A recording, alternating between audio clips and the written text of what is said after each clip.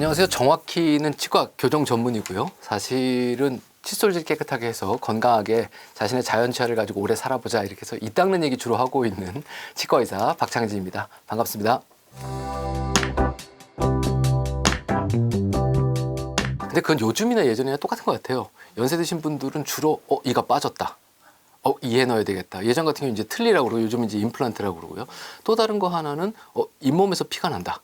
뭐 이가 흔들린다. 그건 예전 말로는 풍치라고 주로 부르고, 그 다음번에는 입에서 냄새가 좀 난다. 뭐 이런 이제 뭐랄까 일상생활에 있어서의 불편감 이런 것들이 제일 많은 것 같습니다. 실제로 증령 변화라고 얘기하는 나이 먹으면서 생기는 변화가 있어요. 예, 말씀하신 침이 마른다. 그런 일들은 나이가 들면서 조금씩 생깁니다. 근데 침이 마르면 뭐하고 비슷하냐면 설거지 안 하고 그릇을 그냥 말리는 거하고 비슷해요. 그러니까 칫솔질을 안 하면 더 음식물 찌꺼기가 입안에 딱 달라붙고, 그러니까 관리가 좀 더 힘들어진다는 게 있고, 그다음에 침이 마르면 말씀하실 때 자꾸 입이 마르니까 말이 잘 안 돼요. 또 다른 거는 음식물이 침하고 잘 섞여서 소화가 돼야 되는데 침이 적으니까 소화도 좀 덜 되는 것 같고, 이제 이런 여러 가지 문제들이 있어서 사실 이제 연세 드시면 물 말아 먹는다 이런 분들이 꽤 많은 거죠. 국물 없으면 밥 못 먹겠다 이런 얘기들도 하시고. 근데 대부분이 말씀하시는 나이가 들면서 치과적으로 이런 문제가 생겼어요 라고 하시는 건 나이가 들어 생긴 거라기보다는 관리가 안 된 세월이 길어져서 그때 증상들이 나타난 거다라고 보시는 게 맞습니다. 그럼 미리 대비할 방법이 있을까요? 사실 우리가 병원에 가보면 입원하신 분들이 꽤 많지 않습니까? 이 사람은 무슨 병으로 입원을 했다. 그런데 이렇게 치료를 해야 된다. 그 병의 원인하고 치료 방법이 명확하게 밝혀진 게 거의 없대요. 아주 간단하게는 감기의 치료 방법을 혹시 아시는 분이 있으신가요? 없어요. 그러니까 병원 가면 일주일, 집에서 그렇죠? 있으면 7일 뭐 이런 얘기가 우스갯소리 있지 않습니까? 콧물이 너무 많이 나면 콧물 멈추는 약을 지어줍니다. 근데 열이 너무 나오면 해열제라는 걸 주죠.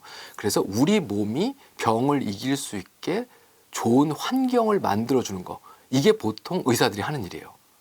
그런데 치과는 질병의 원인과 치료 방법이 명확하게 밝혀져 있어요. 잘 닦으시면 충치나 잇몸 질환이 안 생깁니다. 그 자리라는 게 참 어렵습니다. 그냥 열심히가 아니고 이 자리라는 부분이 정말 어려워요. 제대로 된 방식을 알아야 되는 거네요. 그렇죠. 이건 뭐하고 비슷하냐면 누구 설거지 좀 맡겨보고 치면 금방 알아요. 설거지 다 했다고 그랬는데 가보니까 여긴 고춧가루가 묻어있고 저기는 기름때가 묻어있는데 자긴 다 했대요. 그럼 그걸 우리가 설거지라고 볼 수 있을 것인가? 그럼 누구의 눈으로 칫솔질이 잘했다라고 얘기할 거냐? 그럼 이제 저 같은 치과 의사가 보기에 이분은 칫솔질을 잘하셨어요 그래야 되는데, 대부분의 환자분들이 내가 유튜브를 봤다. 혹은 내가 어디서 들었다. 그리고 내가 그동안에 이렇게 해왔다. 내가 열심히 했다. 이 얘기를 자꾸 하세요. 근데 그렇게 생겨서 지금 문제가 생기셨으면 그동안에 뭔가 잘못된 거예요. 그럼 오늘부터 바꾸셔야 됩니다. 근데 이게 안타깝게도 나이가 들면, 저도 이제 나이가 조금씩 들고 있지만 남의 말 잘 안 들으려고 그래요. 근데 전문가의 말은, 특히 건강에 관련된 건 유튜브 얘기나 옆집 누군가의 얘기나 누구의 경험담을 들으시면 안 되고 전문의 얘기를 들으셔야 됩니다.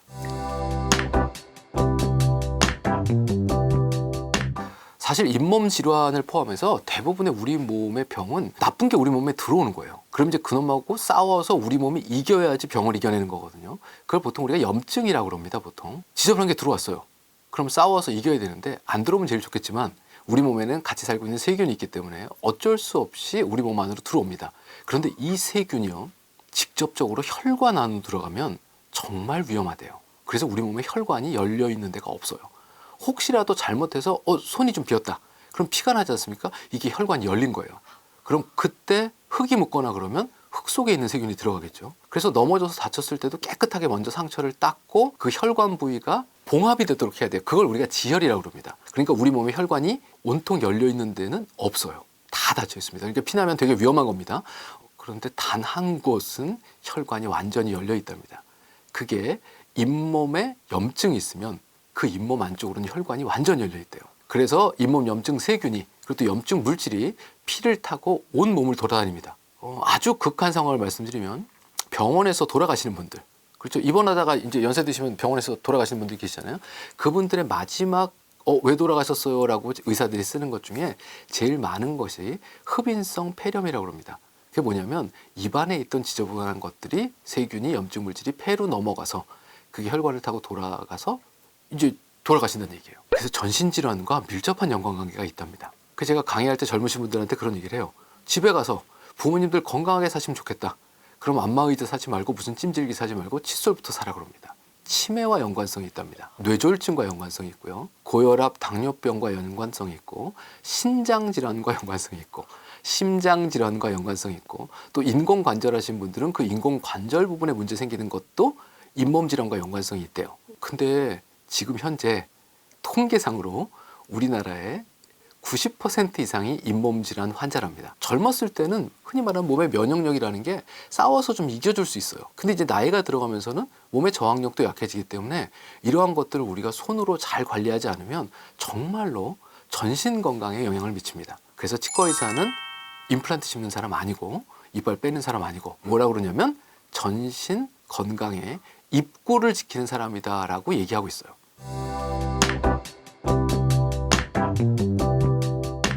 일단 치약은 왜 쓰나? 이게 시작입니다. 뭐 때문에 우리가 치약을 쓰고 있을까? 놀랍게도 화한 맛 때문에 왠지 상쾌한 느낌이 들어서 쓴대요. 이건 뭐하고 똑같냐면 목욕 안 하고 향수 뿌리는 거하고 똑같습니다. 차라리 냄새가 나야 사람이 닦겠죠.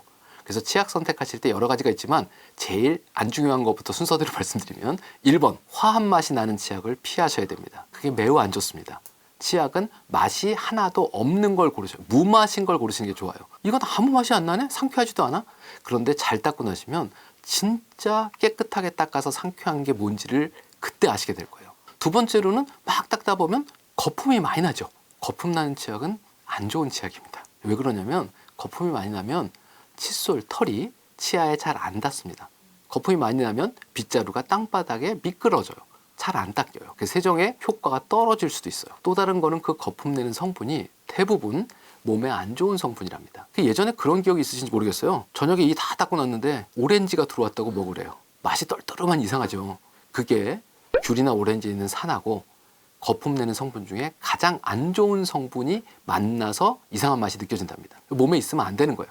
그래서 옛날부터 10번씩 헹궈내라고 얘기가 나온 게 그 세제를 거기다 넣어서 그래요. 근데 요즘은 그 거품 내는 성분을 뺀 치약들이 꽤 많이 나오고 있습니다. 이게 제가 이 얘기를 한 10년 가까이 떠들고 다녔더니 치약 만드는 사람들도 좀 바뀌었어요. 가장 간단한 두 가지 뭐가 있죠? 맛없는 거, 맛이 없는 거, 무맛인 거, 그 다음에 두 번째로는 거품 안 나는 거. 이렇게 두 종류를 먼저 찾고요.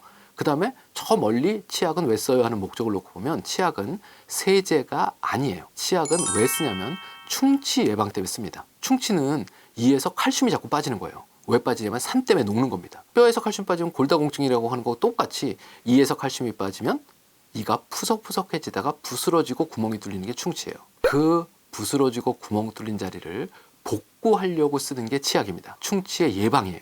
복구입니다. 그 안에 불소라는 성분이 역할을 한대요. 그럼 치약을 고르실 때는 뭘 봐야 돼요? 불소가 들었나 안 들었나? 얼마나 들었나? 이 정도면 괜찮은가? 이게 가장 중요한 선택 요소입니다. 그럼 이제 다 됐어요. 잇몸 질환하고 연관 있습니까, 치약이? 없습니다. 네. 그러니까 이게 잇몸에 좋아요라고 얘기하는 건 마케팅이라고 보시는 게 맞아요. 치약은 충치 예방 때문에 씁니다. 자, 먼저 불소 농도를 보시고요. 모든 치약이 다 써 있어요. 이렇게 뒤집어서 보시면 이 치약의 불소 함유량은 몇 ppm입니다 라고 써 있습니다. 그 숫자가 1000 이상 되는 걸 고르셔야 돼요. 제일 좋은 건 1450을 고르시는 게 좋습니다. 이게 시린이가 예방이 되고요. 왜냐면 이가 딱딱해지니까요. 그 다음에 이가 단단해지니까 부스러지거나 구멍이 나거나 충치가 생기는 것도 예방을 해줍니다. 우리가 살아온 생활 동안 이에다가 뭐 해준 게 별로 있느냐? 없어요. 그렇지 않습니까? 뭐 영양크림을 발라준 것도 아니고, 그렇게 물속에 넣어놓고 지저분한 음식물 쓰레기통 같은 데서 열심히 일했는데 우리가 해줄 수 있는 건 치아에 영양크림 바른다라고 생각하고 불소 충분히 들어간 치약을 고르시고, 그 다음에 맛과 향 그리고 거품 이런 것들이 되도록 없는 거 고르시면 되겠습니다.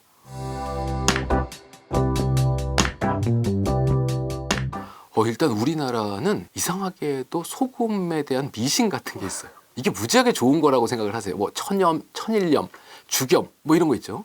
그런데 이렇게 고개를 살짝만 돌려보면 고혈압 때문에 짜게 먹으면 안 된대요. 그래서 소금 넣은 건 안 먹는다 이러는 연세 드신 분들 되게 많은데 이렇게 돌았으면 죽염과 천일염은 무지하게 좋은 거랍니다. 이게 화학자한테 갖다 주면 그냥 소금이에요. 또 다른 거는 소금이 치아에 좋으냐? 세균을 좀 죽이는 효과가 있다고 합니다. 소금이 세균을 죽이는 효과는 보통 어떻게 죽이냐? 젓갈 담그는 거하고 똑같아요. 그 생선이 안 썩지 않습니까? 되게 오래됐는데. 왜요? 그 소금 때문에 그렇습니다. 또 잇몸에서 붓기가 좀 빠지는 것 같다.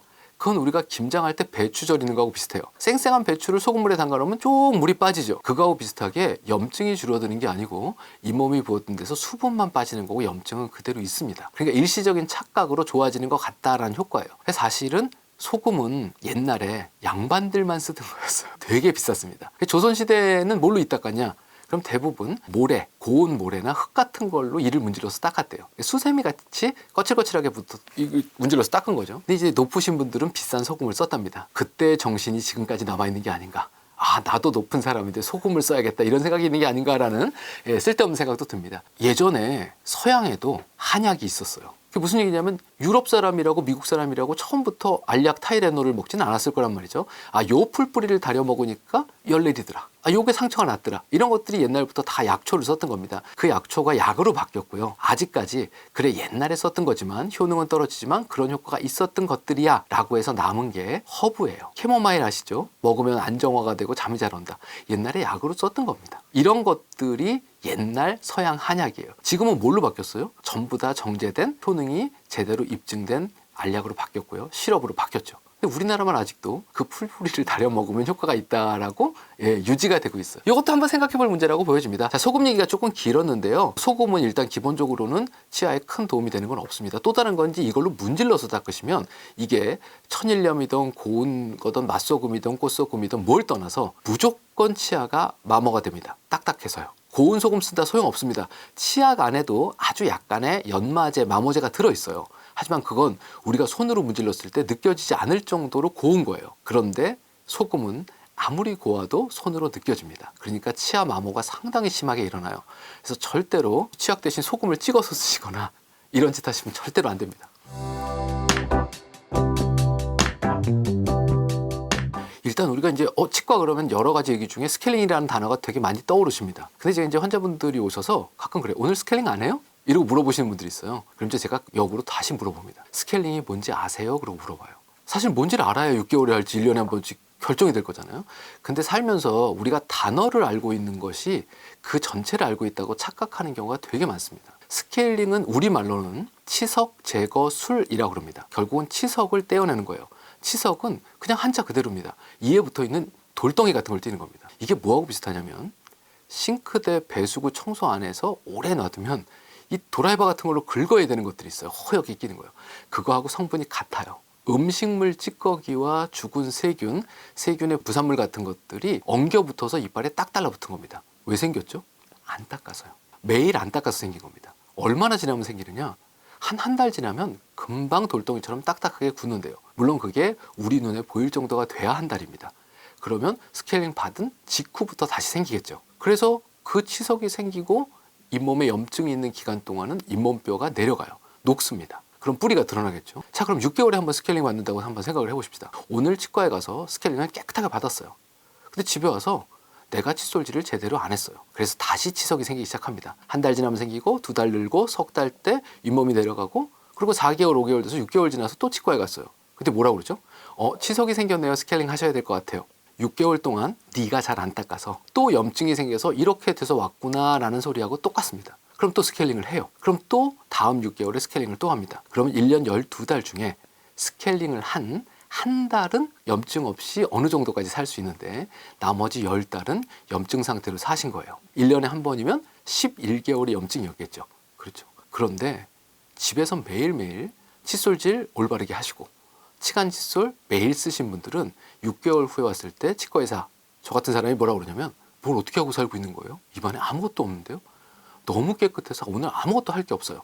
집에 가세요. 이 얘기를 들으면 잇몸 질환이 나은 겁니다. 그러니까 스케일링을 정기적으로 받고 나는 누워있고 치과의사가 뭘 하는 치료를 받는다고 잇몸이 나아지는 게 아니고 내가 잘 닦아서 치과에 갔을 때 스케일링이 필요 없어요 라는 소리를 들으셔야 이제 잇몸이 건강해지신 거예요. 그 얘기는 스케일링의 주기는 없다. 그리고 스케일링을 인생에서 없애야 된다. 어떻게 없애요? 치과 안 가서 없애는 거 말고 잘 닦아서 외부 청소업체가 들어올 필요가 없이 집 청소를 매일 하셔야 하는 거하고 똑같습니다.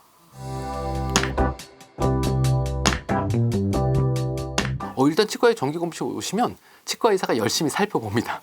왜냐하면 치료할 게 있어야 치과에서도 먹고 살 거 아닙니까? 그러니까 꼼꼼하게 해서 요건 충치 치료가 필요해요. 이런 건 잘 살펴봅니다. 알려주셔야 될 것들이 있어요. 내가 정기적으로 먹고 있는 약이 이런 게 있다. 내가 병원에 다니면서 이러이러한 치료를 받고 있다. 내과 다니고 있어요. 고혈압이 있어요. 이런 얘기들을 숨김없이 자세하게 처음 차트에 쓰시는 게 되게 필요해요. 그리고 난 다음에는 불편하시고 이런 부분들을 얘기하시는 건 좋은데 일단 치과 의사가 봐서 상태를 봐야 물어보신 거에 대한 답변을 드릴 거잖아요. 그러니까 먼저 내가 줄 수 있는 정보들을 먼저 다 주고 치료받고 있는 거, 약 먹는 거, 그 다음에 치과 의사가 검진하고 검진 결과에 대해서 이러저러해요 라고 말씀드리면 그때는 그 상황에 대해서 납득 안 되는 부분을 물어보시고 이런 순서가 제일 아이디얼하지 않을까라는 생각입니다. 치아 건강을 위해선 이걸 먹으면 좋겠다. 일단 이런 거 없습니다. 제가 보통 말씀드리는 건 요게 건강에 좋다고 이것저것 많이 아침마다 이렇게 쭉 꺼내놓고 챙겨 드시는 분들이 대부분 다 저기 시골에서 삼시세끼 밥만 먹고 열심히 일하시는 분들보다 오래 못 사세요. 제일 중요한 건 일단 이상한 거 많이 안 드시는 게 좋습니다. 그 이상한 걸 먹으면 얘네들을 몸에서 어떻게든 분해하고 노력을 해야 될 거 아닙니까? 이게 간이 노동하는 일이에요. 그러니까 너무 이상한 거 많이 안 집어넣는 게 맞고요. 치과는 드셔서 건강해지는 거는 별로 없습니다. 안 드셔야 되는 것들이 있어요. 한쪽에는 이제 충치 관련된 것들인데 충치는 산에 의해서 생긴답니다. 산 성분 시큼한 거죠. 그 다음에 그 산은 어디서 주로 나오냐? 당분에서 나온대요. 제가 당 얘기만 할 때마다 60 넘으신 분들, 70 넘으신 분들 오셔서 하는 얘기가 야, 지금 내가 나이가 몇인데 단 걸 먹겠니? 이러고 물어보세요. 그럼 제가 점심 때 뭐 드셨어요? 뭘 먹어? 밥을 먹었지. 밥은 뭐죠? 탄수화물이라고 합니다. 이 탄수화물은 다른 말로 다당류라고 불러요. 당이 여러 개 붙어 있는 설탕입니다. 결국은 밥을 먹는 사람은 모두 다 당분을 먹고 있는 거예요. 그러니까 당뇨병 있으신 분들 흰쌀밥 드지 마세요. 이런 얘기 하는 거잖아요. 그러니까 우리 국민 중에 당분을 안 먹는 사람은 없어요. 그래서 그 당 섭취를 줄이는 게 도움이 되고 산 섭취를 줄이는 게 도움이 되는데 이 두 가지를 비벼 놓은 게 있습니다. 특히 고령층에서 많이 드시는 거. 쉬어서 이 과일은 도저히 못 먹겠어요. 뭐가 있죠? 모과, 유자, 매실 이런 건 못 먹는 과일이에요. 사과하고 다릅니다. 당분이 없어요. 뭐만 있어요? 산성분만 있습니다. 강산이에요. 그래서 이걸 좋은 성분을 우리겠다고 뭘 집어넣죠? 설탕을 넣어요. 독약입니다. 설탕과 산성을 집어넣고 이게 몸에 좋다고 그걸 아침마다 청을 한 숟갈씩 떠서 드시거나 이 청을 다른 말로는 풀뿌리를 담그면 효소라고 또 부르시더라고요. 그걸 설탕물에 잠궈가지고 아무것도 안 우러납니다. 사실 그냥 설탕물이에요. 그러니까 그런 것들 입안에 집어넣으시는 거 정말 피하셔야 됩니다. 젊은이들은 똑같은 게 콜라 사이다고요. 나는 콜라 사이다는 안 먹는다. 매일 유자차를 먹는다. 이게 똑같은 얘기라고 생각하셔야 돼요. 그래서 산성분, 당분 한번 좀 써보시는 것도 괜찮습니다. 내가 먹은 거 지금 성분이 뭐지? 알고 계신 성분 우리가 초등학교, 국민학교 때 배운 거 뭐 있어요? 탄수화물, 단백질, 지방 이렇게 세 가지예요. 당분은 어디 있어요? 탄수화물이에요. 그죠? 단백질하고 지방은 치아에 미치는 영향이 적습니다. 치즈? 좋죠. 우유? 괜찮습니다. 초코우유나 딸기우유 말고 하얀 우유. 유산균은 좋을까요? 요구르트, 우유잖아요. 근데 어떻게 된 거예요? 발효가 돼서 산성화가 된 겁니다. 그 요구르트는 우유에 비하면 안 좋겠죠. 그렇게 해서 드시는 것들의 성분을 한 번쯤은 복잡하게 나누지 마시고 탄수화물, 단백질, 지방으로만 나눠서 생각해 보시면 될 것 같다라는 생각이에요. 먹는 거에 너무 연연하지 마시고요. 중요한 건 뭐가 있어요? 잘 닦으셔야 됩니다. 제가 다른 영상에서 칫솔 재는 얘기도 드릴 건데 사실 이렇게 말로만 하는 것보다는 그 영상이 더 중요할 수도 있겠다는 생각도 들어요. 예.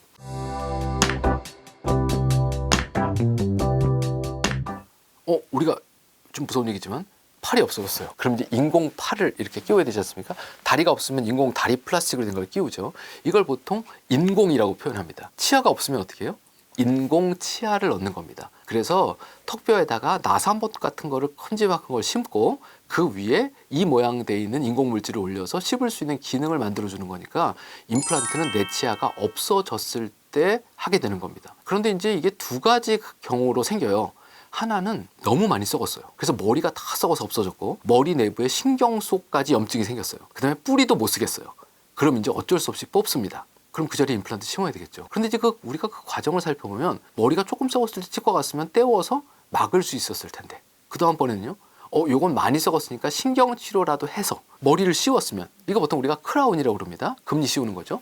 금리를 씌웠으면 내 이빨을 쓸 수 있을 텐데 이 단계를 다 치과 의사가 손을 못 댄 상황인 거죠. 그러니까 이젠 수습할 방법이 없다 뽑는 거 말고는. 또 한쪽은 이는 멀쩡해요. 그런데 이는 나무하고 비슷해서 흙에 이렇게 꽂혀 있습니다. 어디에 꽂혀 있죠? 잇몸뼈에 꽂혀 있어요. 그런데 비가 많이 오고 태풍이 불어서 흙이 다 쓸려 내려가면 나무가 흔들리다 빠지는 것처럼 잇몸뼈가 녹아서 없어지면 이가 멀쩡한데도 흔들려요. 그럼 빼야 됩니다. 이건 잇몸 질환 때문에 생긴 거죠. 그래서 사실 이건 아주 과장되게 90% 이상이 내가 매일 제대로만 닦으면 안 생기는 일입니다. 나이 먹는다고 생기는 일이 사실은 아니란 말이죠. 이 두 가지가 적정한 정기 검사와 치과 의사의 적정한 치료가 정기적으로 일어났으면 사실 임플란트 안 하고 사실 수도 있어요.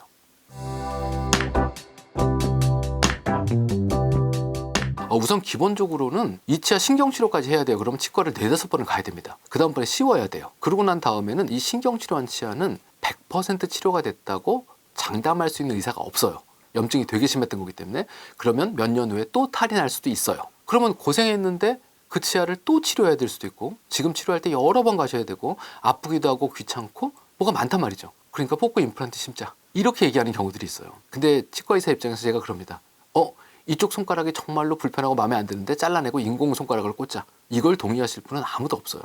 아무리 기계 장비가 잘 만들어져도 내 손가락만은 못한 겁니다. 관절이 좀 아프더라도 내 몸이 나은 거죠. 인공관절 해보신 분들은 아마 아실 거라는 생각이 듭니다. 임플란트는요, 뼈에 돌덩이처럼 딱 달라붙습니다. 우선 1번, 치아는요, 뭐하고 연결이 되어 있냐면 인대로 뼈하고 연결이 되어 있어요.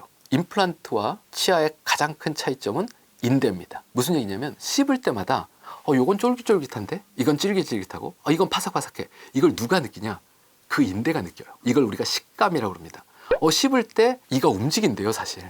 눈에 안 보일 정도로. 그래서 그 움직이는 느낌을 가지고 쫀득쫀득을 느끼시는 거예요. 근데 이쪽은 뼈하고 딱 붙어있는 임플란트입니다. 얘는 아무것도 못 느껴요. 그냥 기계적으로 콩콩콩콩콩콩 씹는 거예요. 그래서 맛이 없어요.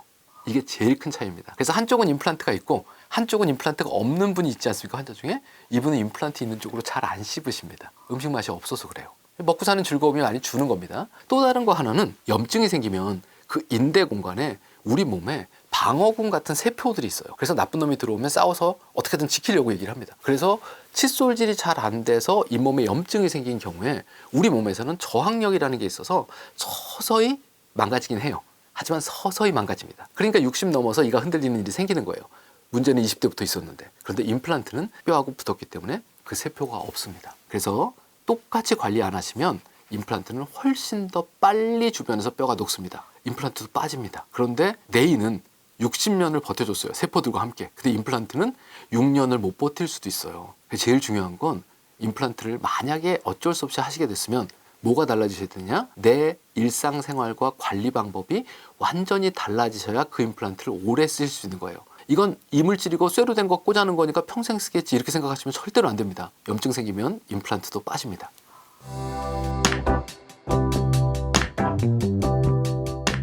이거는 내 자연치하고 똑같습니다. 자, 아래쪽에 있는 여기 있는 뒤에서부터 두 번째 어금니가 제일 처음 나오는 영구치입니다. 언제 나오냐? 6살 때 나옵니다. 그럼 6살 때 나와서 내가 100살까지 산다고 치면 몇 년을 쓰는 거냐? 94년, 95년 쓰는 거예요. 자, 이 이는 95년 쓸 수 있을까요? 네, 쓸 수 있습니다. 썩지 않고 빠지지 않고 평생 그 이대로 쓸 수 있어요. 근데 그렇게 쓰는 분들이 매우 드물어요. 그 6살 때 나온 어금니는 초등학교 2학년, 3학년 때쯤 엄마한테 질질 끌려가서 충치를 때웁니다. 중고등학교 때쯤은 그 충치 주변이 또 썩었대요. 그래서 그게 조금 커져요. 대학교 지나서 20대, 30대 후반쯤 되면 그게 금리로 바뀝니다. 그 다음에 신경치료를 해야 되고 그러다가 빠져서 50 넘어서 임플란트를 하게 됐다. 이게 가장 평균적인 인생이에요. 임플란트 얼마나 쓸 수 있냐? 오늘 심어놓은 거 죽을 때까지 쓸 수 있습니다. 전제 조건은 뭐가 있어요? 나는 아무것도 안 하겠다. 임플란트는 평생 가야 된다. 이거는 6살 때 나온 내 어금니하고 똑같습니다. 내가 6살 때부터 제대로 잘 닦고 먹는 것도 주의하고, 그죠? 안 썩는 거 잘 먹어야 되겠죠. 예. 그 다음번에 매일매일 꼼꼼하게 관리하면 그 이 안 썩고도 평생 쓸 수 있어요. 근데 대부분 그 매일의 관리에 게을렀기 때문에, 그리고 거기에 관심이 별로 없었기 때문에 그런 겁니다. 사실 요즘 유튜브에서 연령대가 좀 높은 분들이 건강 관련된 컨텐츠를 되게 많이 보고 있어요. 그래서 제가 여기저기 녹화도 많이 하러 다니는데 20대가 좀 봐주면 좋겠다. 초등학생들한테 이런 교육을 좀 해주면 좋겠다. 이런 생각이 들어요. 근데 이게 공부하고 똑같습니다. 그죠? 나이 든 사람 부모님들이 다 뭐라 그래요? 고등학생한테? 지금 열심히 해야 된다. 안 그러면 나중에 후회한다. 그 얘기 다 하고 살았어요. 치과도 똑같습니다. 그때 열심히 닦았으면 지금 이 고생 안 할 텐데, 이거를 이미 겪어보신 분들은 다 느껴서 바꾸려고 그렇게들 애를 쓰시고 건강 관련된 부분에 관심이 무지하게 많으세요. 20대는요. 술 먹고 담배 피고 밤새우고 게임하고 보시기엔 안타깝지 않습니까? 오늘부터 달라지시면 어저께 심은 임플란트 평생 쓰실 수 있고요. 내가 달라지는 게 없으면 그 임플란트도 곧 빠집니다.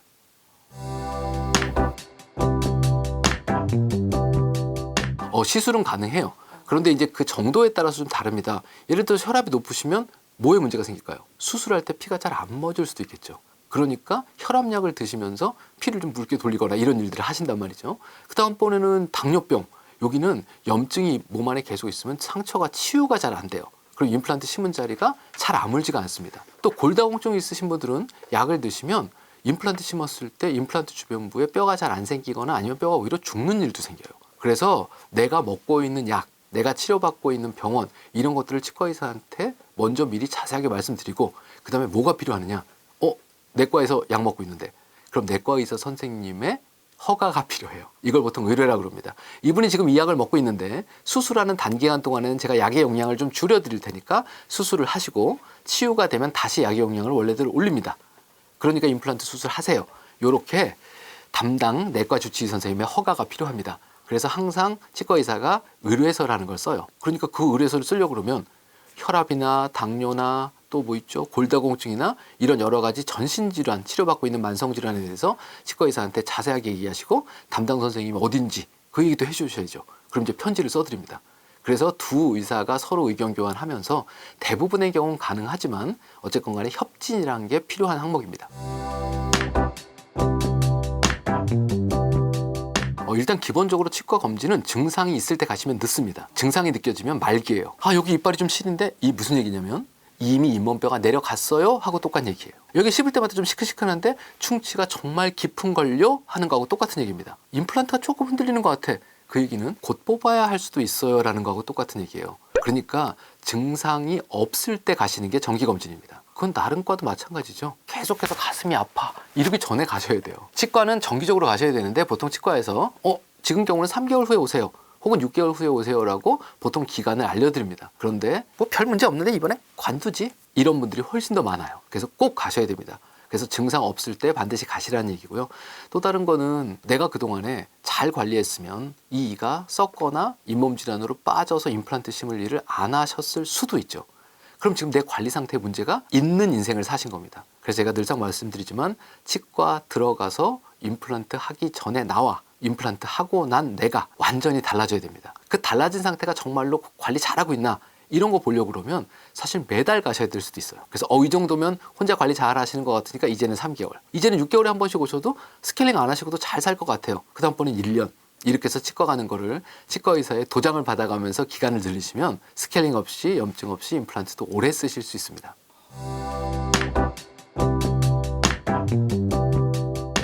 지금 참 다행스러운 일이지만 30대부터 저도 머리가 빠지고 있는데 아직까지는 그래도 앞에서 봤을 땐 괜찮습니다. 어디 가서 머리를 심을까? 저도 고민이에요, 사실. 그렇죠? 그러니까 대부분 유튜브 보시고 또 네이버 같은 데서 검색하시고 이렇게 해서 치과에 찾으시는데 환자 열심히 보는 치과 의사는 솔직히 말씀드리면 그렇게까지 나와서 뭘 하기 힘들어요. 또 다른 거는 환자가 많은 치과는 절대로 광고하지 않습니다. 우리 치과에 오시면 싸게 해드릴 수 있어요. 우리 치과에 오면 오늘 당장 임플란트 신고 갈 수 있어요. 이렇게 광고하는 치과만 피하셔도 큰 성공입니다. 나 저 사람 텔레비에 봤는데 안타깝게도 지금 여기 유튜브라 제가 말을 편하게 했지만 TV에 나와서 이야기하는 경우는 대부분의 경우를 광고 방송이라고 보시는 게 맞습니다. 흔히 말하는 공영방송 같은 경우 그렇죠. 이제 공중파죠. 이런 경우는 제가 아무리 유명해도 저를 잘 안 부릅니다. 왜냐하면 신뢰성 문제나 이런 것 때문에 대부분 대학에서 근무하는 사람들을 불러요. 이분들은 환자를 몇 명 보는 거와 상관없이 월급이 똑같지 않습니까? 그래서 언론에 많이 노출된 사람 병원에 저도 그렇죠. 언론에 많이 노출된 사람 병원에 가는 거는 그렇게 추천드리진 않아요. 이게 1순위고요. 그 다음번에 이제 병원에 갔는데 임플란트 누가 심어요? 치과 의사가 심겠죠. 그럼 치과 의사하고 얘기를 해야 될 텐데 치과 의사는 잠깐 보고 가고 뭐 직원이 나와서 자꾸 얘기하더라. 오늘 요거 하고 가시면 요렇게 해가지고 요거 얼마인데 요렇게 해드릴게요. 뭐 이런 얘기부터 시작해서 저희 원장님 진료 잘하시니까 저희 치과에 하시면 요렇게 해드릴게요. 뭐 이런 얘기 한다든가 뭐 좀 물건 파는 거 같지 않습니까? 요런 치과도 좀 피해 볼 만하죠. 그래서 상담은 수술할 사람, 치료할 사람이 하는 게 맞습니다. 그래서 의사하고 얘기하기 어려운 병원, 여기도 별로 그렇게 권할 만한 병원은 아닌 것 같아요. 사실 요 두 가지만 피해가도 50% 이상 성공입니다. 두 번째로는 내가 갔는데 여기 병원 분위기가 자꾸 와서 나한테 뭘 팔려고 그러는 것 같다. 그럼 이제 생각 좀 해보고 오겠습니다. 그러고 나오시면 돼요. 근데 이제 너무나 싹싹하고 친절하고 잘해줄 것 같고 더더군다나 싸게 해줄 것 같으면 그 자리에서 도장 찍는 경우가 있는데 뭐가 됐든 간에 당일날은 도장 찍지 마시고 내가 조금 더 알아보겠다 그러고 나오셔서 연세가 조금 드신 분들은 자식들한테도 한번 물어봐서 검색 좀 해봐라. 그러면 이제 또 젊은 사람이 봤을 때 검색했을 때 안 보이는 게 보일 거란 말이에요. 그 사람들 의견도 좀 들어보고. 그 다음번에는 나머지는 인간성인 것 같아요. 가서 만나봐서 의사하고 얘기해봤는데 이 사람하고 얘기해보니까 마음이 참 편하고 잘해줄 것 같다. 이런 인간적인 신뢰가 드는 병원을 찾는 것도 되게 중요합니다. 이제 제가 교정치료하면서 저는 이제 임플란트는 못하는 사람입니다. 제 치료 범위가 아니라 교정치료하면서 가끔 주걱턱인 사람을 수술해야 되는 경우가 있어요. 그럼 이제 제가 수술을 못하니까 수술하는 선생님한테 보내야 되겠죠. 이제 그 부분은 치과에서는 구강, 아간면, 외과라고 하는 치과 안에 외과 전문의가 따로 있습니다. 이제 그분한테 보내는데 이렇게 얘기를 해요. 이쪽은 진짜 외과 선생님 같아요. 환자분이 가시면 걱정하지 마, 이쁘게 잘해줄게. 이런 분도 있고요. 이쪽에 가면 턱을 여기를 나눠서 이렇게 잘라가지고 이렇게 붙일 건데 이건 2mm고 3mm고 이렇게 자세하게 설명하는 사람이 있어요. 근데 환자분의 성향에 따라서 이쪽에 잘해줄게 하는 병원에 가면 야, 무슨 의사가 이렇게 건들건들하냐? 설명도 자세히 안 해주고 이런 사람이 있고요. 또 이 자세한 병원에 가보면 속에 무슨 뒤가 구리는 게 있어서 이렇게 나한테까지 말을 많이 하냐? 이런 분들이 있어요. 그러니까 의사하고 환자도 성향이라는 게 맞아야 됩니다. 그래서 만나보시고 얘기 들어보시고 이 사람이면 마음을 놓을 수 있을 것 같다라고 하는 흔히 말하는 나하고 맞는 거, 그다음 이 사람 인성이 어떤가, 인상도 그렇고 인성도 그렇습니다. 두 가지 다 보시는 것도 병원 선택하는데 되게 중요한 부분이라는 생각이에요.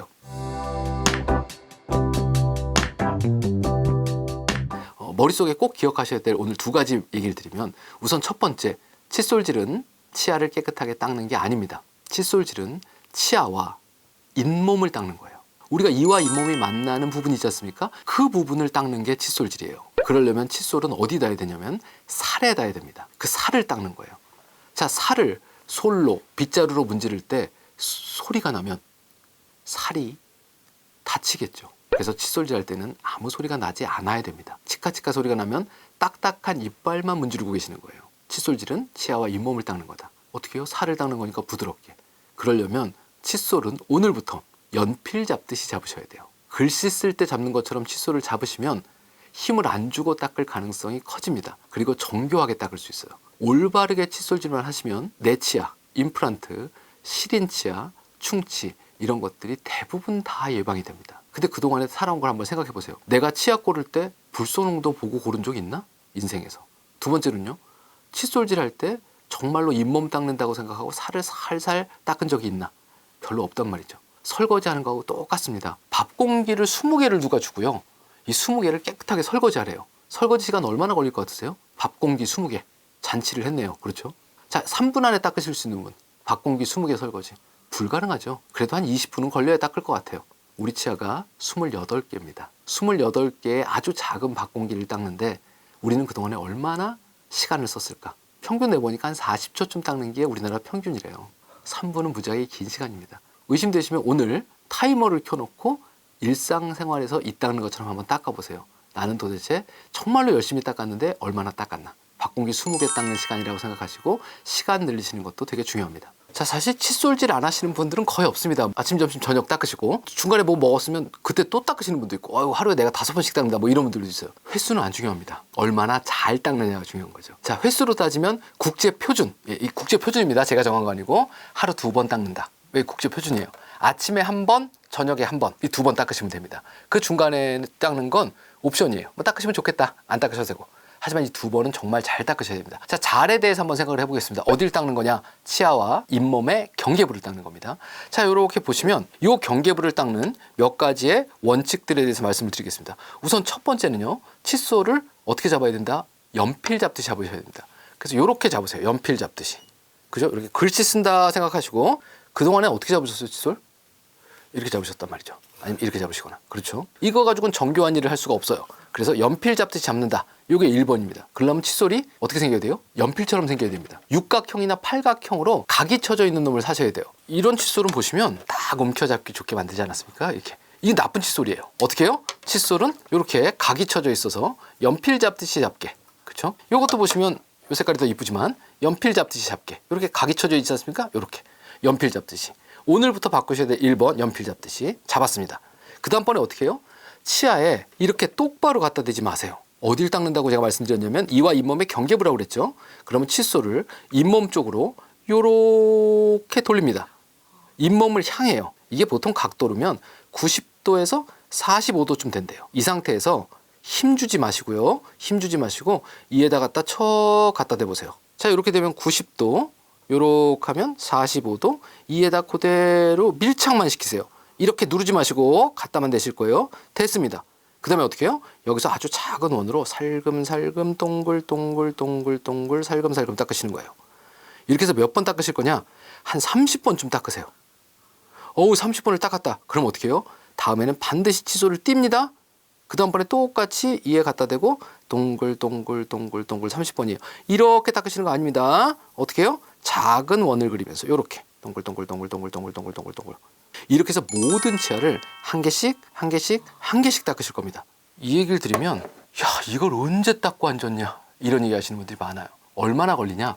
한 10분에서 15분은 걸립니다. 처음에 연습하실 때는 30분쯤 걸리실 거예요. 숙달되면 한 10분쯤 걸린대요.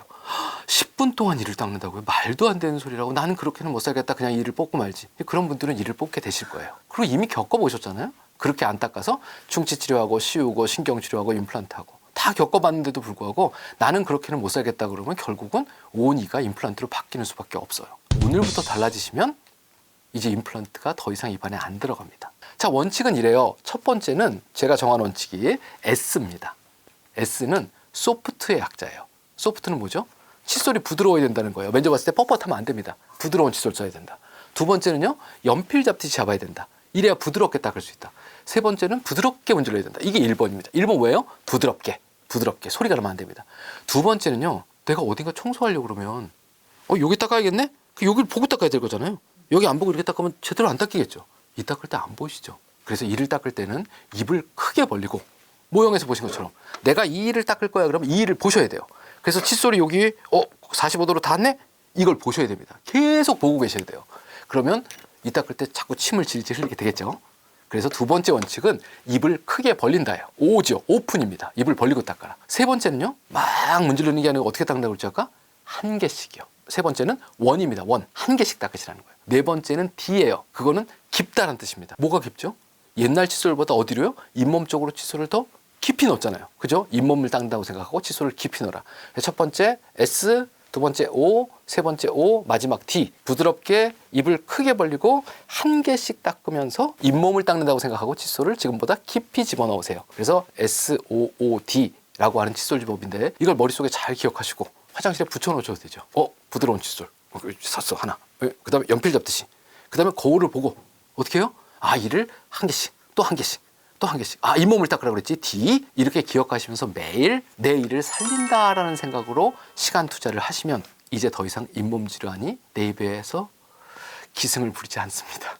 임플란트가 없어집니다. 말씀드렸지만 나는 10분에서 15분은 도저히 못하겠다. 이런 분은 방법이 없어요. 근데 보통 10분이라는 시간은요. 하루에 유튜브 얼마나 보세요? 쇼츠나 릴스는요. 쓸데없는 거 보고 재미도 있겠고 정보도 있겠지만 그거 보다 보면 2시간이 훌떡 가고 30번이 순식간에 지나갑니다. 근데 딱 10분이에요. 그 10분만 하루에 아침 저녁 2번만 투자하면 인생에서 치과 질환이 없어집니다. 남은 게 하나 더 있어요. 이와 이 사이요. 이렇게 있으면 우리가 요 잇몸 테두리도 깨끗하게 닦았단 말이죠. 그런데 이렇게 붙어있는 치아에 요 밑에 면을 닦아야 된답니다. 여기는 뭘로 닦느냐? 여기는 치간 칫솔이라는 걸 쓰셔야 돼요. 치간 칫솔은 이렇게 생겼죠. 이게 이제 모형입니다. 큰 거. 이렇게 보시면 털이 달려 있는 겁니다. 그런데 이게 한 종류만 나오는 게 아니에요. 왜냐하면 여기 구멍, 여기 구멍, 여기 구멍 크기가 다르지 않습니까? 그 구멍 크기에 따라서 한 10종류가 나온대요. 그런데 안타깝게도 시중에는 그 10종류의 치간 칫솔이 모두 다 돌아다니지 않습니다. 이렇게 생긴 이쑤시개처럼 생긴 조그만 이런 것들이죠. 그죠? 이런 거. 이런 사이즈만 돌아다녀요. 그래서 이 작은 걸 가지고 이쑤시개다 생각하고 이를 막 쑤십니다. 이거 가지고 안 닦인대요. 밥풀만 빠집니다. 그리고 너무 쑤시면 다치세요. 근데 보면 이렇게 큰 사이즈들도 있어요. 여기 보시면 크죠, 이거는 사이즈가. 그렇지 않습니까? 내 치아 사이의 구멍이 어떤가, 내 잇몸 상태가 어떤가에 따라서 누구한테, 치과 의사한테 적정한 사이즈를 흔히 말하는 처방이라는 걸 받으셔야 돼요. 그런데 이걸 치과 의사들이 현재 그렇게 잘 안 하고 있어요. 왜 안 하고 있느냐? 예를 들어서 이렇게 생긴 치간 칫솔이 10종류가 있어요. 9종류가 있어요. 사이즈별로 있어요. 그런데 이 치간 칫솔은 이거 한 개에 2,500원이에요. 근데 밖에 나가보시면 20개에 2,000원에 팔아요. 그러니까 치과 의사가 이게 좋은 거예요. 쓰세요. 그래도 야, 그 2,500원 한 개면 난 비싸서 못 쓰겠다 그래요. 칫솔은요? 이 칫솔이 좋은 칫솔이에요. 쓰세요. 그러면 이건 9,000원인데요. 8,000원인데요. 10,000원인데요. 그러면 이런 간단하게 이렇게 예를 한번 들어봅시다. 칫솔은 9,000원이라고 그럴게요. 그냥 계산하기 편하게. 얼마나 쓰냐? 한 석 달쯤 쓴다고 그래요. 평균적으로. 자, 그럼 9,000원 주고 칫솔 하나 샀으면 한 달에 얼마 내신 거예요? 3,000원. 한 달은 30일이에요? 그럼 하루에 얼마예요? 100원이요. 칫솔질 한 번 할 때 얼마 쓰시는 거예요? 50원이요. 50원이 너무 큰 돈이래요. 밖에 나가서 커피 한 잔이 얼마예요? 100회 무익한 커피는 매일 사 먹으면서 이거 50원짜리는 계산해서 3개월 쓰는 9,000원이 비싸다고 그래요. 보통 제가 얘기하는 게 건강에는 가성비라는 걸 좀 따지지 않으셨으면 좋겠어요 라는 얘기를 합니다. 치간 칫솔도 보통 2,500원, 3,000원 이렇게 하지만 실제로 치간 칫솔과 칫솔 이 두 가지면 내 치아가 지켜져요. 잇몸 건강이 지켜지고 임플란트가 없어집니다. 마지막으로 이 칫솔 머리에 대한 얘기 잠깐 드리면 칫솔 머리통은 작을수록 좋아요. 자, 보세요. 이렇게 생긴 칫솔 머리. 제 손가락하고 대보면 대충 이런 정도의 크기죠. 그 다음 놈은 머리가 작아요. 많이 작죠? 제 손가락하고 대보면 손가락 한 마디쯤 되나? 그 집에 있는 칫솔에 손가락 한번 대보세요.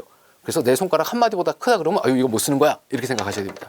머리통이 작을수록 좋은 칫솔이에요. 그 다음번에 이제 칫솔 털인데 이렇게 해서 칫솔을 들여다보시는데 어유 칫솔 털을 잘 심었네. 그런데 칫솔 털 외에 주변에 보이는 플라스틱들이 보이면 이건 못 쓰는 칫솔이에요. 듬성듬성하다 그럽니다. 이렇게 안에 심어 놓은 게 안 보일 정도로 빽빽하게 심어졌어야 좋은 칫솔이에요. 차이가 있죠.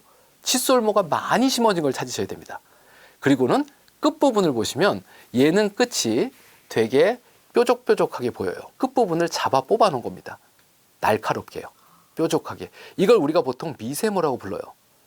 자, 그런데 밖에 나가서 철물점에서 빗자루 사려고 하는데 끝이 이렇게 뾰족하면 바닥에 쓸릴까요? 안 쓸릴까요? 안 쓸립니다. 그래서 끝부분은 이렇게 평평하게 잘려진 걸 고르셔야 돼요. 얘는 평평하죠, 보시는 것처럼. 그래서 끝이 평평하고 칫솔털이 많이 들어있고 그리고 칫솔털이 부드러운 거. 자, 그러면 칫솔 좋은 거 고르시고 좀 돈 주더라도 그 다음번에는 거울 보시고 SOOD라는 원칙을 머릿속에 잘 기억하시면서 매일매일 내 자연 치아를 살린다라는 생각으로 임플란트보다는 내 자연 치아가 훨씬 더 낫고 인공물질보다는 내 몸이 훨씬 더 좋다는 생각하시면서 오늘부터 생활을 바꾸셔서 지금 현재 가지고 있는 치아 그리고 심어놓은 임플란트 죽을 때까지 평생 쓰셨으면 좋겠다는 그런 바람입니다. 양치질 빼고.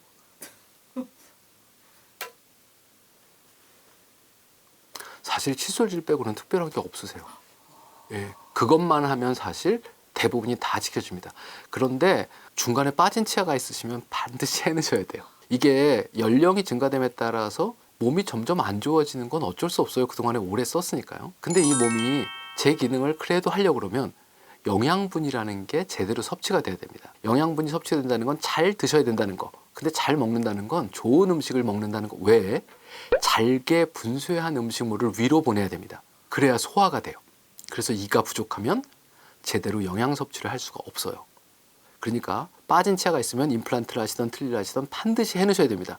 그냥 살란다 이러면 수명이 줄어드는 거라고 볼 수도 있어요. 그 다음번에는요 깨끗하게 나머지 치아들 지킨다고 생각하고 잘 닦으시고 이 두 가지 정도면 제가 봤을 때는 지금 현재 가지고 계신 치아 지킬 수 있습니다. 근데 그건 치과의사가 지켜드리는 게 아니고 집에서 내가 매일매일 관리해서 내가 지키는 겁니다. 치과의사는 옆에서 부족한 부분들을 도와드릴 수 있어요.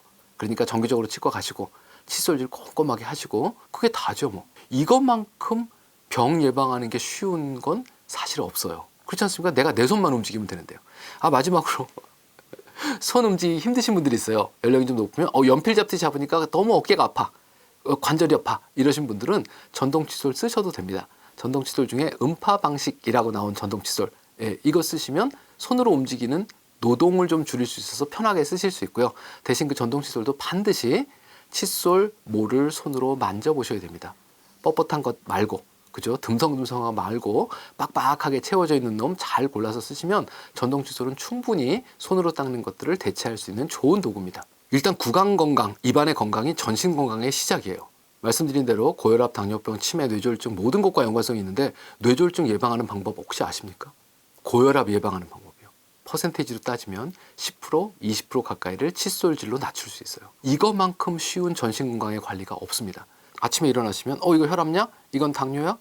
이건 또 무슨 약? 드시는 분들 꽤 많습니다. 이만 닦으시면 내과 선생님이 깜짝 놀라실 거예요. 많이 달라지십니다. 남아있는 내 치아 지킬 수 있어요. 잊어버린 건 어쩔 수 없어요. 내가 그동안에 잘못 살아와서 망가진 내 치아 어쩔 수는 없어요. 하지만 더 이상 망가지는 거 막을 수 있는 거, 이게 내 손 안에 일어날 수 있다는 거는 정말로 축복받은 일입니다. 오늘부터 내가 마음가짐만 달리 먹고 내가 아침 저녁으로 행동만 바뀌면 살 빼는 것보다 훨씬 쉽습니다. 오늘부터 노력하셔서 가지고 있는 지금 현재 몇 개가 됐든 간에 자연치아 그리고 임플란트 죽을 때까지 치과의사 손대지 않고 내일로 맛있고 건강한 음식들 많이 드시면서 건강 유지하시기를 치과의사 한 사람으로서 바라고 있습니다. 감사합니다.